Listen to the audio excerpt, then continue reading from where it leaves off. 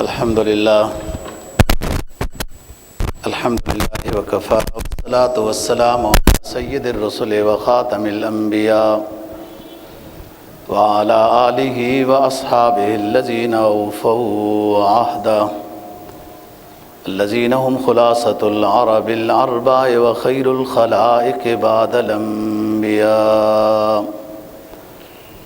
اما بعد فاعوذ باللہ من الشیطان الرجیم بسم اللہ الرحمن الرحیم واقصد فی مشیک واغضض من صوتک ان انکر الاصوات لصوت الحمید قال النبی صلی اللہ علیہ وسلم من فارق روحه جسدا وهو بريء من ثلاث دخل الجنة الكبر والدين والغلول صدق الله العظيم وصدق رسوله النبي الأمي الكريم ونحن على ذلك لمن الشاهدين والشاكرين والحمد للہ رب العالمین۔ سورہ لقمان کی ایک آیت کریمہ تلاوت کی ہے اور جناب نبی پاک صلی اللہ علیہ وسلم کا ایک فرمان تلاوت کیا ہے جس کو امام ترمذی نے روایت کیا ہے۔ حضرت لقمان رضی اللہ عنہ اپنے بیٹے کو نصیحت کر کے یہ فرما رہے ہیں واقصد فی مشیک، اپنی چال میں میانہ روی اختیار کریں، نہ اکڑ کر چلنا ہے جو گزشتہ سبق میں بات آ چکی ہے، اور نہ بہت سست چلنا، وہ بھی ایک نخرے اور تکبر پر دلالت کرتا ہے۔ اللہ مریض ہے تو وہ تو مجبوری ہے اس کا آہستہ چلنا، نہ اکڑ کر چلیں اور نہ بہت سست چال چلیں۔ وقصد فی مشیک، میانہ روی اختیار کریں۔ وغضض من صوتک، چیخیں اور چلائیں بھی نہیں، اپنی آواز کو بھی مناسب رکھیں جس سے مقصد پورا ہو جائے۔ ان انکر الاصوات لصوت الحمیر، بلا شبہ بری آوازوں میں سے گندی، اونچی، چلانے والی بری آوازوں میں سے گدھے کی آواز بہت بری ہوتی ہے۔ جناب نبی پاک صلی اللہ علیہ وسلم کے فرمان کا مفہوم یہ ہے، آپ نے فرمایا کہ جب انسان کی روح جسم سے جدا ہوتی ہے، من فارق روحہ جسدا، جس شخص کی روح اس کے جسم سے جدا ہوتی ہے تو یہ اس شخص میں 3 باتیں نہ ہوں تو جنت میں داخل ہوگا۔ الکبر والدین والغلول، تکبر نہ ہو اور اس پر قرضہ نہ ہو اور اس نے کسی کو دھوکہ نہ دیا ہو۔ جب 3 چیزوں سے یہ بری ہے، من فارق روحہ جسدا وہو بریء من ثلاث دخل الجنہ الکبر والدین والغلول۔ قرض تو اتنی اہم چیز ہے کہ شہید کے سارے گناہ معاف ہیں، لیکن قرض سے متعلق سوال ہوگا۔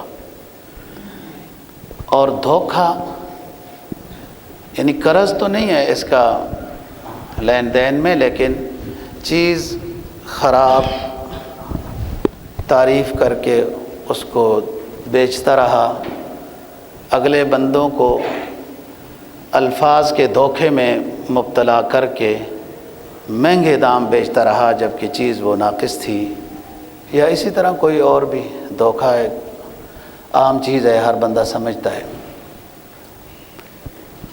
حضرت لقمان رضی اللہ عنہ کی جو نصیحتیں قرآن مجید میں ذکر ہیں وہ تقریباً 10 ہیں. آج آخری 2 کا ذکر ہے. یہ تو قرآن مجید میں ذکر ہیں. احادیث میں بھی لقمان کی نصیحتوں کا ذکر ہے.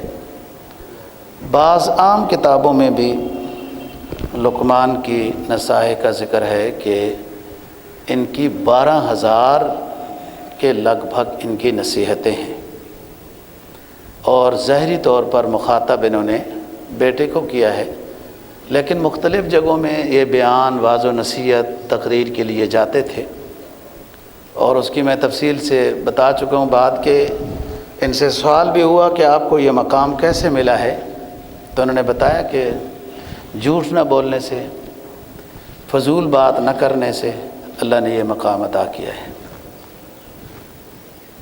کہتے ہیں کہ رائی کے دانوں کی تھیلی ایک تھی، اس میں سے ایک نصیحت بیٹے کو کرتے جاتے تھے اور ایک دانہ الگ کرتے جاتے تھے. اتنی نصیحتیں ہیں. لیکن جو قرآن مجید نے 10 نصیحتیں ذکر کی ہیں یہ بھی جامع معنی ہیں.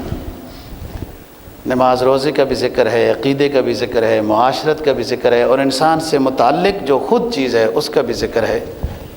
یہ بھی بہت جامع معنی نصیحتیں ہیں. گزشتہ جمعے پر بات ہوئی تھی کہ تکبر نہ کرے، اکڑ کر نہ چلے، گردن ٹیڑھی نہ کرے. تکبر اللہ کو پسند نہیں ہے، اور اس حدیث میں بھی یہی ہے کہ جو شخص تکبر سے پاک ہوگا تو اللہ اس کو جنت الفردوس عطا کرے گا. اور اس سے بڑی حدیث یہ ہے کہ ایمان جس میں ہوگا وہ جنت میں جائے گا، اور جس کے اندر تکبر رائی کے دانے کے برابر ہوگا وہ جہنم میں جائے گا. معلوم ہوا ایمان والا شخص تکبر نہیں کرتا. جس کو دوستو فکر آخرت ہو، اپنے حساب کا ڈر ہو، اللہ کے سامنے حاضری کا اندازہ ہو، تو وہ کیوں کسی کے ساتھ دھوکہ کرے گا، تکبر کرے گا؟ چند دن کا بندہ ہے، کیا تکبر ہے اس کا؟ قرآن مجید نے کہا نا کہ من خاف مقام ربہ ونہى النفس عن الہوى فإن الجنة ہی المأویٰ. جو شخص اپنے رب کے سامنے کھڑا ہونے سے ڈرتا ہے اور خواہش نفس سے بچ کے رہتا ہے، فإن الجنة ہی المأویٰ، اس کا ٹھکانہ جنت ہے. تو بات یہ ہے تکبر اللہ کو پسند نہیں ہے، اور متکبر دنیا میں بھی ذلیل ہو جاتا ہے. کسی کے منکر پر اس کو تنبیہ کرنا یہ الگ پہلو ہے، اور اپنے آپ کو بڑا سمجھنا الگ پہلو ہے. حدیث میں آتا ہے ثلاث مہلکات، 3 چیزیں اگر انسان کے اندر ہیں تو وہ اس کو ہلاکت میں ڈال دیں گی. شح مطاع وہوى متبع واعجاب المرء فی نفسہ. کہ ایک تو بخیل ہے. بخیل اس کو کہتے ہیں کہ استطاعت ہے اور لازمی خرچے سے بھی اپنے آپ کو بچاتا ہے اور خرچہ نہیں کرتا.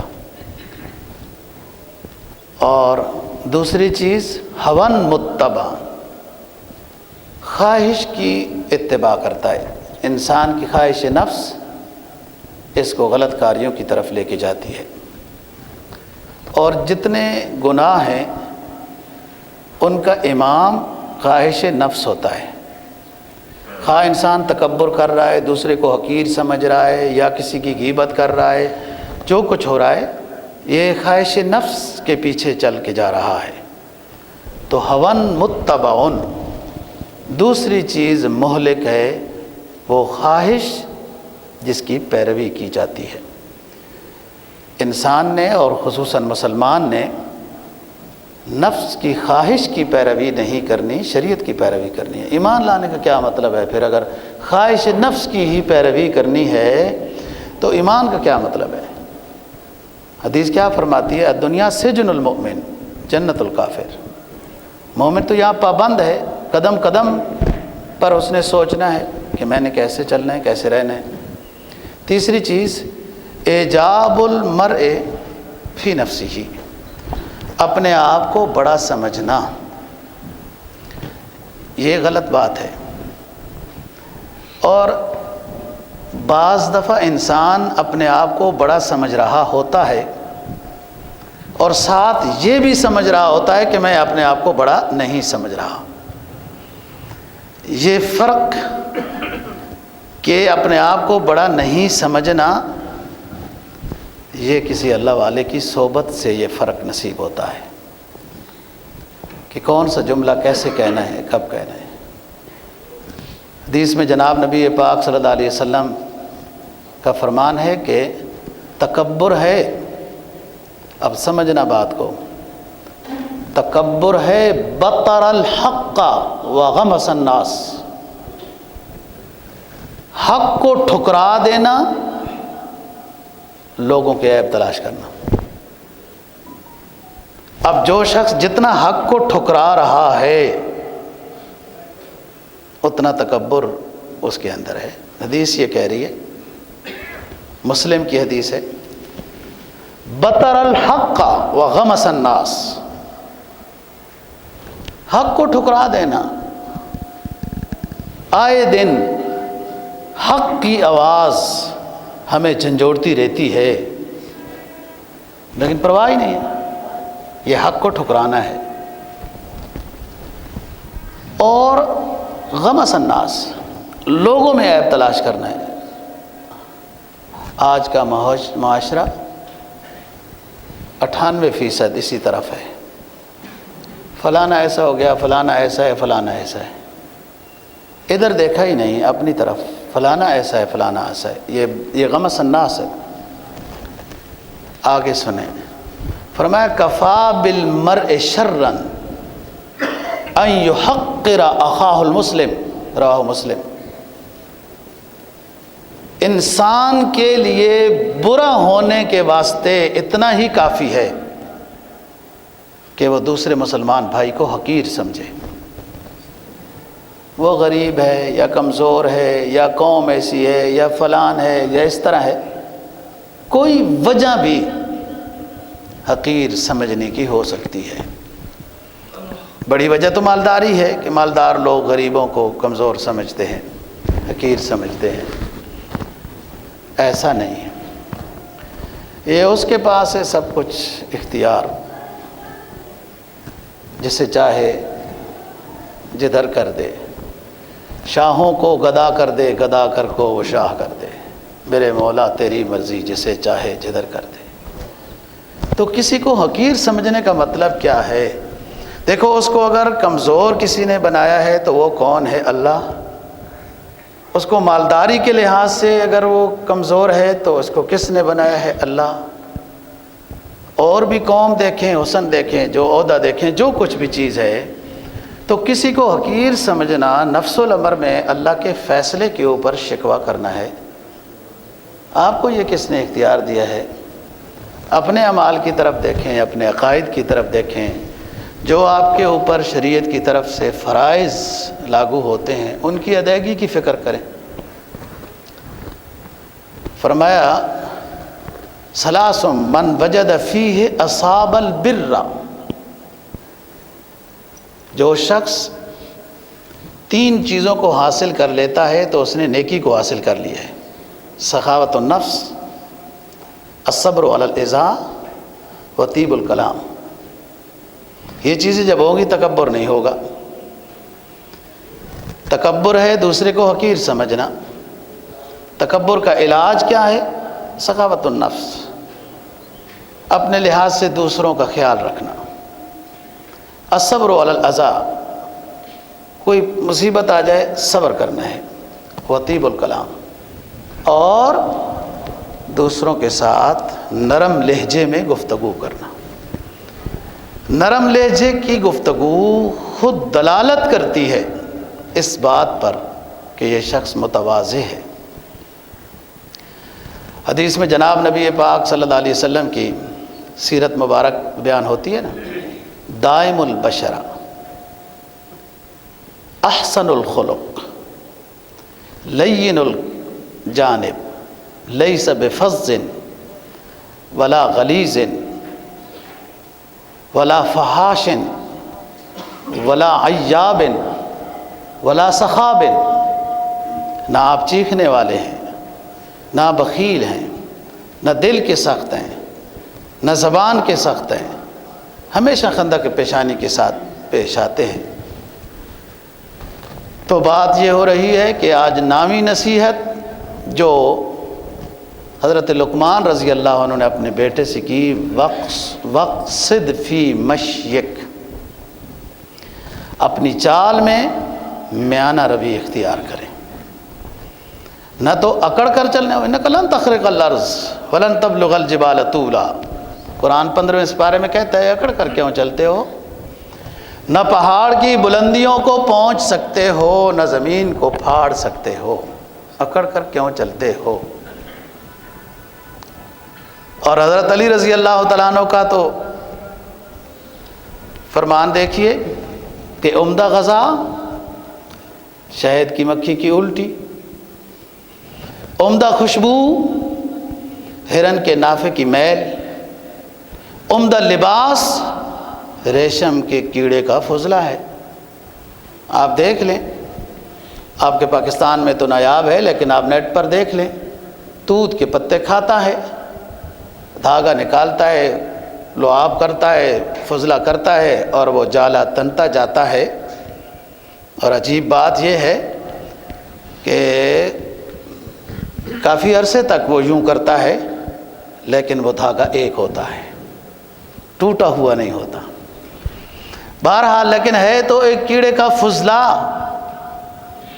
جو مرد کے لیے حرام، عورت کے لیے وہ اچھا لباس ہے، مرد کے لیے مجبوراً پہننا جائز ہے۔ اور یہ عقل کے اندھے کہتے ہیں کہ عورت کو حقوق نہیں دیے گئے، کئی لاکھوں کا یہ سوٹ بنتا ہے، عورت سارے سوٹ یہی بنا لے بشک، مرد تو ایک رومال بھی نہیں بنا سکتا ریشمی کیڑے کا جو ریشم ہے اس سے۔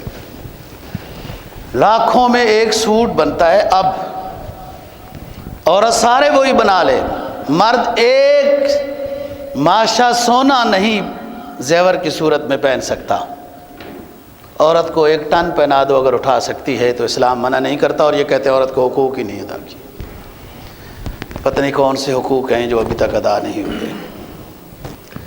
وقصد فی مشیک، تکبر سے نہ چل، انک لن تخرق الارض ولن تبلغ الجبال طولا۔ تکبر کس چیز کی بات ہے؟ کہ حضرت علی رضی اللہ عنہ تو بڑے معززانہ انداز میں، حضرت علی صحابہ میں بڑے خطیبوں میں سے شمار ہوتے ہیں، کہ غذا دیکھ، خوشبو دیکھ، لباس دیکھ، ایک میل ایک کیڑے کا فضلہ ہے۔ لیکن حضرت ابوبکر صدیق رضی اللہ تعالیٰ عنہ کا مقولہ اس سے سخت ہے کہ انسان تکبر کس چیز سے کرتا ہے؟ اپنی تخلیق کے اس قطرہ ناپاک کی طرف دیکھے۔ تکبر کس چیز کا ہے؟ وہ تو اس کا فضل و کرم شامل حال ہوا کہ اس نے قطرہ ناپاک سے احسن تقویم، لقد خلقنا الانسان فی احسن تقویم بنا دیا۔ الذی خلقک فسواک فعدلک فی ای صورت ما شاء رکبک۔ تو سوچ، وہ تو تکبر کیا ہے؟ پھر عارضی نظام ہے اس کا، عارضی چیز پر تو تکبر نہیں ہوتا، دائمی بھی ہو تب بھی تکبر تو نہیں ہو سکتا۔ تو فرمایا کہ پہلی بات بیٹے یہ ہے، وقصد فی مشیک، اکڑ کر بھی نہیں چلنا اور بہت بیماروں کی طرح بھی نہیں چلنا۔ اور عائشہ صدیقہ رضی اللہ تعالیٰ عنہ سے ایک روایت ہے کہ کچھ لوگوں کو دیکھتی ہے کہ ان میں سے ایک شخص بڑا آہستہ آہستہ چل رہا ہے۔ آپ نے فرمایا کہ یہ کون ہے، کیوں آہستہ آہستہ چل رہا ہے، کوئی بیمار تو نہیں ہے؟ تو بتانے والے نے بتایا کہ امی جان یہ بیمار نہیں ہے، یہ ویسے آہستہ چل رہا ہے۔ تو آپ نے فرمایا ایسا کیوں چل رہا ہے؟ اس صحابی نے عرض کیا امی جی یہ قاریوں میں سے بڑا قاری صاحب ہے، یہ بڑا قاری صاحب ہے، اس لیے اس طرح چل رہا ہے۔ قاری صاحبان ظاہر ہے وہ نخرے کے زمانے بدل جاتے ہیں نا۔ وہ زمانہ اسلام کے عروج کا تھا تو قاریوں کو بھی نخرے کے ساتھ چلنا آ گیا۔ آج زمانہ ABCD کے عروج کا ہے تو وہ چلیں گے پتلون کس کے، قاری بیچارہ تو آج اسی کے ساتھ چلے گا۔ تو آپ نے فرمایا قاری صاحب تم سے بڑے قاری حضرت عمر فاروق رضی اللہ تعالیٰ عنہ تھے، ان کی چال یہ نہیں تھی، ان کے استاد جو سرور دو جہاں ہیں ان کی یہ چال نہیں تھی، ایسا نہ چلو۔ میں تو آپ کو بیمار سمجھ رہی تھی۔ میانہ روی، نہ بہت تیز کہ تکلف محسوس ہو، اکڑ نہ ہو، اور نہ بہت سست کہ اس میں بیمار نظر آئے بندہ، جبکہ ہے نہیں بیمار، ہاں بیمار ہے تو ایسا چل رہا ہے تو کوئی بات نہیں ہے۔ وقصد فی مشک، اپنی چال میں میانہ روی اختیار کریں اور اس میں متفکر رہیں۔ انسان کو ایک زمانے تک اپنے دل پر محنت کرنی پڑتی ہے کہ اس کا خیال درست ہو جائے، دل کا خیال درست ہو جائے۔ ایک محنت کے بعد پھر اس درجے پر آتا ہے انسان کا دل کہ بے شک یہ چل رہا ہو، جا رہا ہو، جو بھی ہو، یہ اللہ کے حمد و ثنا میں ہوتا ہے۔ یہ دل بس اس کو ایک لین مل گئی ہے۔ اور متقی ہونے کی علامت یہ ہے جو اس کو خود پتہ ہے، وہ یہ کہ جب اس کے دل کے خیالات پاک ہو جائیں گے تو یہ متقی ہے۔ ظاہری طور پر تو متقی نظر آتا ہے، دستار بما جبہ نظر آتا ہے، لیکن دل کیا ہے، کیا سوچ رہا ہے؟ اب بظاہر تو ٹھیک جا رہا ہے لیکن لوگوں کو دل دل میں حقیر سمجھ رہا ہے۔ یہی شیخ الحدیث پیر طریقت عبداللہ اندلسی رحمہ اللہ تعالی سے یہ غلطی ہوئی تھی، جو درس عبرت کے نام سے کتاب لائبریریوں میں موجود ہے۔ کافر لڑکیوں کو حقیر سمجھا تھا کہ یہ جہنم میں جلیں گی، اللہ نے ان سے سب کو چھین لیا تھا۔ ہزاروں مریدین اور شاگرد وہ بے سر و سامان رہ گئے، استاد ادھر بھٹک گیا۔ بڑی مدت کی دعاؤں کے بعد استاد کو دوبارہ اللہ نے ہدایت دی، اور شاگردوں نے پوچھا، مریدوں نے، مقتدیوں نے پوچھا حضرت صاحب کیا ہو گیا تھا؟ کہا وہ حقیر سمجھا تھا اس کافر عورت کو، یہودی عورت کو حقیر سمجھا تھا کہ یہ جہنم میں جلے گی، ہم تو اچھے لوگ ہیں، تو اللہ نے مجھ سے وہ ساری ولایت لے لی تھی۔ یہ بہت نازک سفر ہے کہ آپ نے منکرات سے لوگوں کو روکنا بھی ہے، کافروں کو تبلیغ بھی کرنی ہے، لیکن پہلے اپنے دل کا جائزہ لے کر آگے چلنا ہے۔ اسی کو قرآن مجید نے کہا سورہ الم نشرح میں، فَإِذَا فَرَغْتَ فَانْصَبْ وَإِلَىٰ رَبِّكَ فَارْغَب۔ نبی کو خطاب جن کے بارے میں آپ تصور نہیں کر سکتے کہ نبی متکبر ہوتا ہے، تصور کریں گے تو گنہگار ہو جائیں گے۔ جی کیا فرمایا؟ فَإِذَا فَرَغْتَ فَانْصَبْ، اے نبی جب تبلیغ کے کام سے، جہاد کے کام سے آپ فارغ ہو جائیں تو پھر اپنے رب کو اتنا یاد کریں کہ تھک جائیں تنہائی میں۔ تو بات یہ کر رہا ہوں، وَاقْصِدْ فِي مَشْيِكَ وَاغْضُضْ مِنْ صَوْتِكَ۔ یہ فرمایا کہ اپنی چال میں تکبر نہ ہو، خیال میں تکبر نہ ہو کہ حقیر سمجھا جا رہا ہے۔ اب ظاہری علامات بھی ہیں کہ ان علامات سے تکبر نظر آ رہا ہے تو وہ بھی نہ ہو، اور جو دل کی کیفیت ہے اس میں بھی کسی کو حقیر نہیں سمجھنا۔ شیخ سعدی کہتے ہیں نا، فرمایا تکبر عزازیل را خار کرد، بزندان لعنت گرفتار کرد۔ وَإِذْ قُلْنَا لِلْمَلَائِكَةِ اسْجُدُوا لِآدَمَ فَسَجَدُوا إِلَّا إِبْلِيسَ، ہم نے اپنے پاس رہنے والی مخلوق کو یہ حکم دیا کہ اے جنوں و فرشتوں، میں ایک اشرف المخلوق بنا رہا ہوں، ابو الانسان کو سجدہ کرو، یہ میرا حکم ہے۔ ابلیس نے تکبر کیا، کہنے لگا خلقتنی من نار وخلقتہ من طین، مجھے رب تو نے آگ سے بنایا، آگ کا کام ہے شعلے مارنا، بلندیوں کی طرف جانا، جس کے سامنے مجھے سجدے کا حکم دے رہے ہو وہ خاک سے بنا ہے، خاک کا کام ہے پاؤں میں روندے جانا۔ اس نے اپنی تخلیق کو سمجھا اور آدم کی تخلیق کی طرف عقل کے گھوڑے دوڑانے لگا۔ ابلیس اپنے عقل کے زاویے سے سمجھنے لگا میں تو آگ سے بنایا گیا، جس کے سامنے سجدہ کرنے کا حکم دیا جا رہا ہے وہ مٹی سے بنایا گیا۔ عقل کے زاویے سے سمجھنے لگا، او بدبخت یہ نہیں سمجھا کہ مجھے رب العالمین نے سجدے کا حکم دیا ہے۔ تکبر تو یہاں ہوا کہ حق کو توڑا اس نے، تو کیا جانے، اس کی مرضی اس کی شان ہے کہ پتھروں کے بنائے ہوئے گھر کے ارد گرد گھومنے کا حکم دے دیتا ہے، اس کی مرضی ہے، وہ چاہے تو جنت سے ایک پتھر نازل کیا، دنیا جناب لینے لگاتی رہتی ہے اور اس کو چومنے کے لیے حکم دے دیا ہے، ویسے کہیں اور چومیں گے تو شرک ہو جائے گا، اور یہاں حکم ہے کہ آپ چومو۔ اللہ کے حکم کو ابلیس نے نہیں دیکھا، اپنی تخلیق عقل جہاں بہت ساری دنیا ابھی تک عقل کے اندر سفر کر رہی ہے۔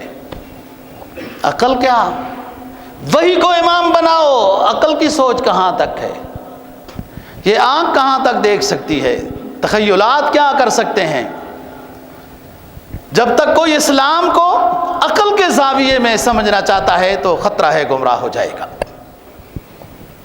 اسلام تو شروع ہی ہوتا ہے الذین یؤمنون بالغیب، الف لام پہلا پارہ، الف لام میم ذالک الکتاب لا ریب فیہ ھدی للمتقین الذین یؤمنون بالغیب، جو آرڈر ہوا اس پر عمل کرنا ہے، دیکھا نہیں ہے، یؤمنون بالغیب، نہ دیکھ کر اس پر ایمان ہے، تو وہ تباہ ہوا، برباد ہوا۔ فإنک رجیم فإن علیک اللعنۃ الی یوم الدین، اللہ کا حکم نہیں مانا، تکبر کی وجہ سے نکال دیا گیا، مردود کا لقب پایا، فإن علیک اللعنۃ الی یوم الدین۔ اور آگے فرمایا قیامت تک تیرے اوپر لعنت ہو رہی ہے، لیکن آگے وہ کہتا ہے لأغوینہم اجمعین، میں گمراہ کروں گا۔ اللہ نے فرمایا چلو کوشش کرو، لیکن الا عبادک منہم المخلصین، نیک بندوں پر تیرا بس نہیں چل سکے گا، وہ ذرا سی غلطی ہوگی وہ فوراً استغفار کر لیں گے، میں راضی ہو جاؤں گا۔ تو وقصد فی مشیک، اے بیٹے اپنی چال میں میانہ روی اختیار کریں، اور وغضض من صوتک،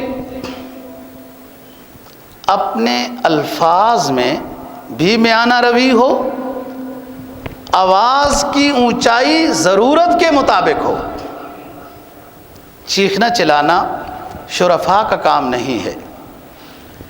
میں نے ابھی حدیث پڑھی نا کہ دائم البشر احسن الخلق لین الجانب لیس بفظ ولا غلیظ ولا سخاب ولا عیاب ولا فحاش ولا مشاحن۔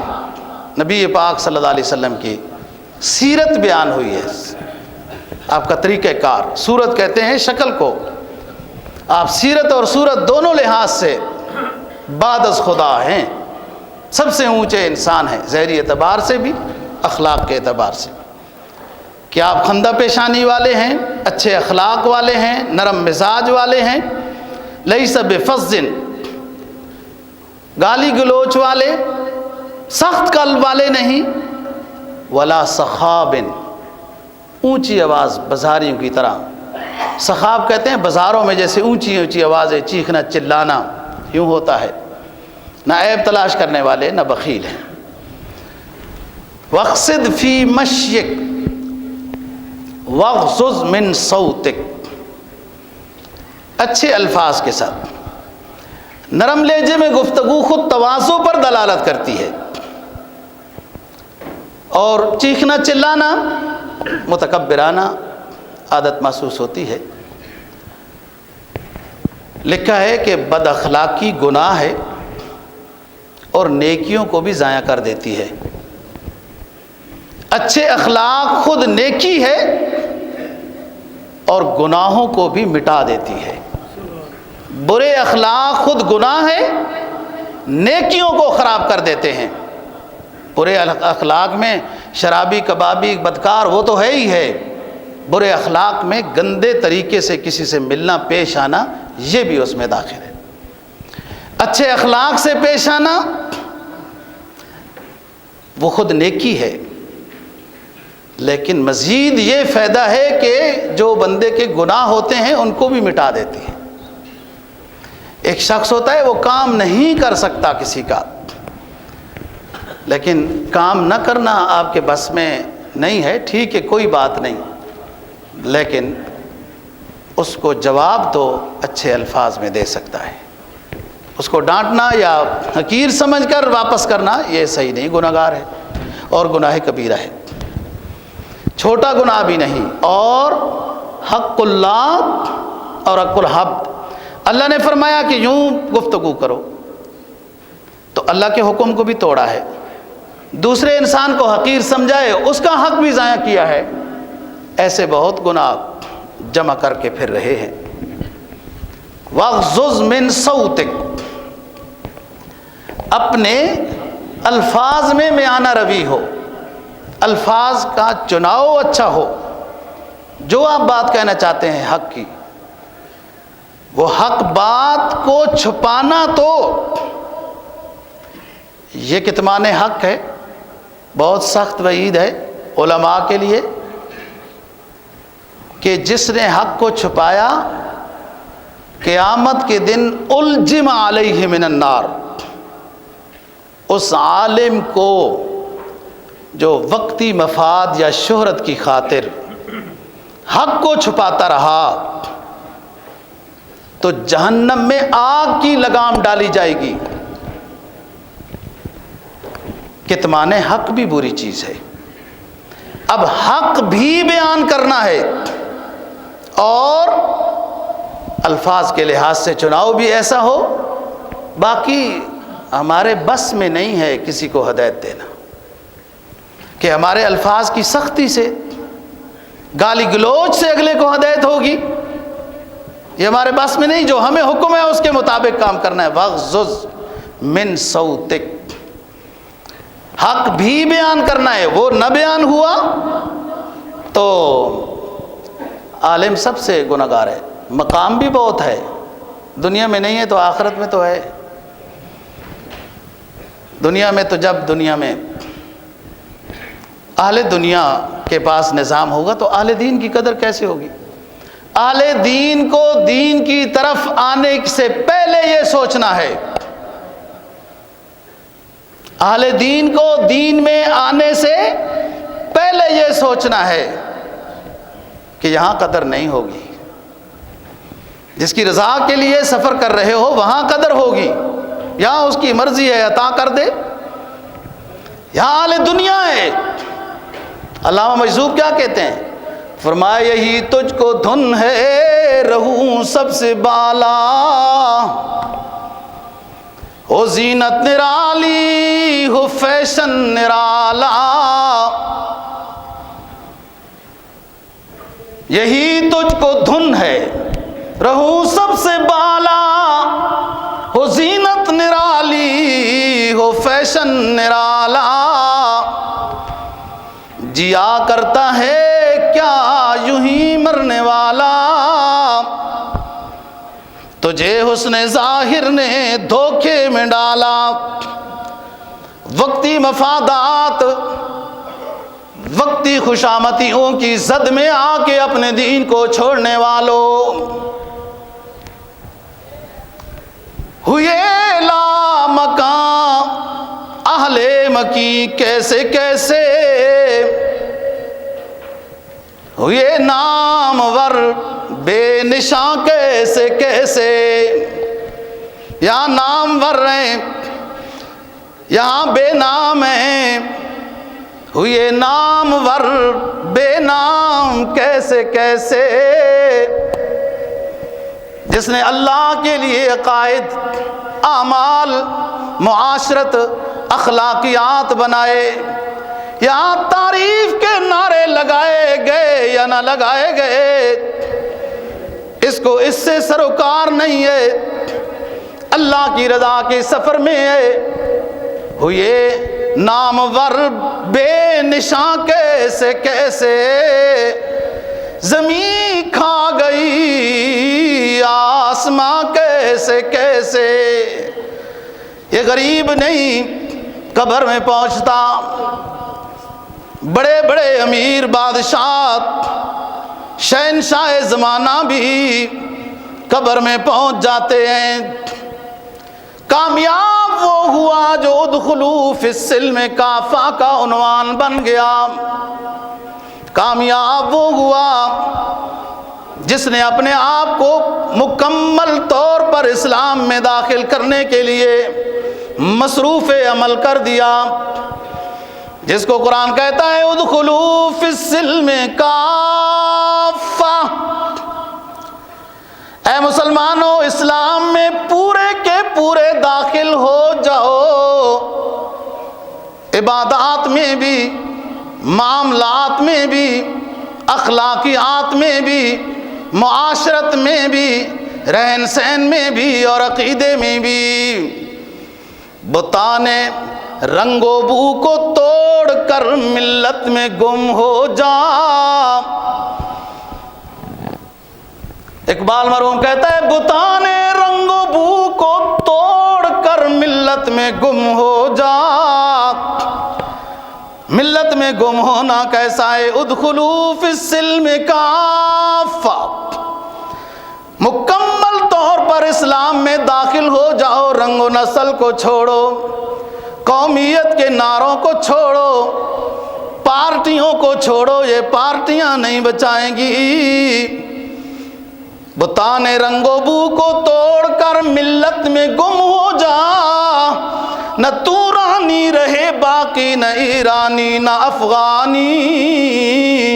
آخرت میں یہ پوچھا نہیں جائے گا افغانی ہو، پاکستانی ہو، عرب ہو کہ عجم ہو، تمہاری پارٹی کیا تھی، تمہاری قوم کیا ہے، کس ملک کے رہنے والے، کس رنگ کے ہو۔